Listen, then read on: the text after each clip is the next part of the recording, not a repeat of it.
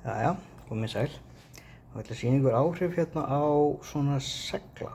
Ég er hérna með málma, svona málmflyks sem eru segulmagnaðar. Þannig að ég ætla að setja svona segul hérna undir. Ég ætla að setja hérna, ég get svona rendi hérna ég aðeins yfir og þá sjáum við svona hvernig það breytist. En mesta breytingi verður þegar ég ýti hérna undir blaðið. Þá sjáum við hvernig það breytist og kemur hérna undir. Þá sjáum við hvernig segullinn verður eftir. Hérna er segullinn kominn inn. Pínu óskýrt. Skulum hafa segullinn hérna rétt.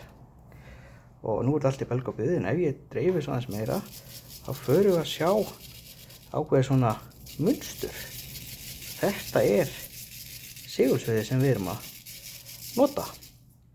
Sjáum við til dæmis hvernig það fer hérna og leitar hérna niður og svo þetta beygist það hér. Því að þetta eru tveir málmar sem eru settir saman og þar lendir fáum við þessa hérna mynd.